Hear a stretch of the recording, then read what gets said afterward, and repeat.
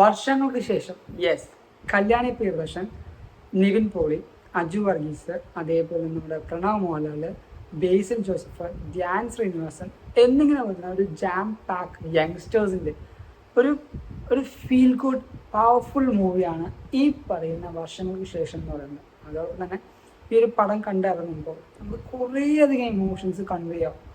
അതേപോലെ past, present, future എന്നിങ്ങനെയുള്ള കുറേ ടൈം ലൈനുകളും നമുക്ക് ഈ ഒരു പടത്തിൽ വരുന്നുണ്ട്. ഫസ്റ്റ് ഹാഫ് ത്രൂ ഔട്ട് ഒരു നറേഷനാണ് വരുന്നത്. സിനിമ എന്താണ്, ഇവരുടെ ആ ഒരു ഫ്രണ്ട്ഷിപ്പിൻ്റെ ബോണ്ട് എന്താണ്, എന്തുകൊണ്ടാണ് ഇവർ ഈ ഫ്രണ്ട്ഷിപ്പിലേക്ക് വരാനുള്ള കാരണങ്ങൾ, എങ്ങനെയാണ് ഇവരുടെ ലൈഫിൽ സ്ട്രഗിളിങ് എന്നിങ്ങനെയുള്ള ഒരു കാര്യമാണ് ഫസ്റ്റ് ഹാഫ് ഫുള്ള് കാണിക്കുന്നത്. സെക്കൻഡ് ഹാഫ് തുടങ്ങിക്കഴിഞ്ഞാൽ പിന്നെ കുറേ തമാശയും അതേപോലെ ചിരിയും, നമുക്ക് കുറേയധികം കാര്യങ്ങൾ നമ്മുടെ റിയൽ ലൈഫ് ഇൻസിഡൻറ്റ് നമുക്ക് എടുത്തിട്ടുണ്ട്. അതേപോലെ കുറേയധികം ആൾക്കാർക്ക് കൊടുക്കേണ്ട കൊട്ടുകൾ ഈ സിനിമയിൽ കൊടുത്തിട്ടുണ്ട്. ചില സ്ഥലത്തൊക്കെ നമ്മൾ ഓർക്കും, ഇത് കറക്റ്റ് ഇയാൾക്ക് തന്നെ ഉള്ള കൊട്ടാണ് എന്ന്.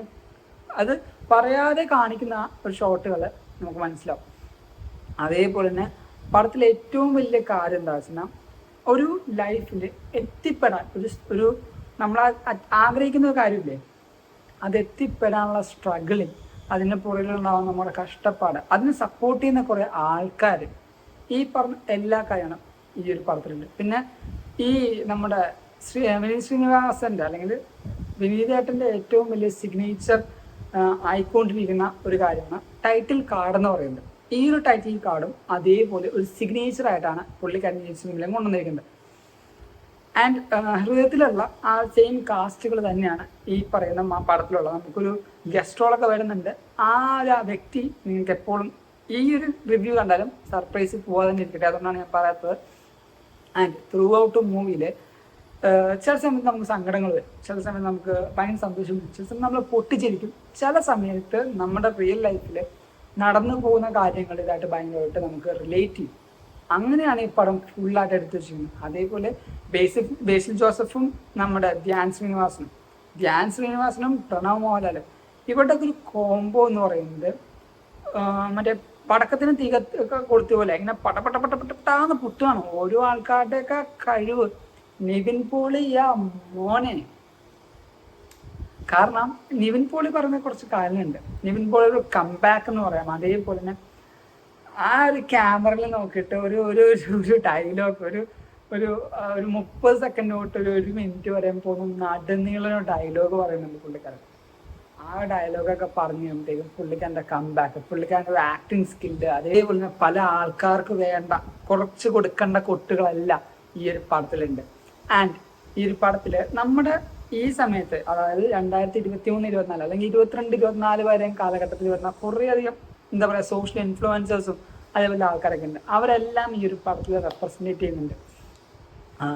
നമ്മുടെ കൂടെ ഇപ്പോൾ റിവ്യൂ പറയാത്തവരും പറഞ്ഞുകൊണ്ടിരിക്കുന്നവരും എല്ലാവരെയും ഒന്ന് നല്ല രീതിക്ക് വിനീത് ശ്രീനിവാസൻ ഈ ഒരു പടത്തിൽ നല്ല രീതിക്ക് കൊണ്ടുവന്നിട്ടുണ്ട്. ആൻഡ് പ്രണവ് മോഹൻലാൽ എന്ന് പറഞ്ഞാൽ ഈ വിനീത് ശ്രീനിവാസൻ്റെ പടത്തിന് ഏറ്റവും വലിയ ഗുണം എന്താ പറയുക, പുള്ളിക്കാരൻ അവരുടെ കൂടെയുള്ള കൂട്ടുകാർക്ക് തന്നെ നല്ല രീതി പൂക്കുന്നുണ്ട്. അതായത് സിനിമയിൽ നമുക്ക് നോക്കുമ്പോൾ മനസ്സിലാവും, സ്വന്തം അനിയനായാലും കൂടെ വർക്ക് ചെയ്യുന്ന ആർട്ടിസ്റ്റ് ആണെങ്കിലും വർക്കേഴ്സ് ആണെങ്കിലും അവർക്ക് എക്കത്തിനും കൊടുക്കേണ്ട സ്ഥലത്തൊക്കെ നല്ല രീതിക്ക് സിനിമയിലൂടെ കൊടുക്കുന്നുണ്ട്.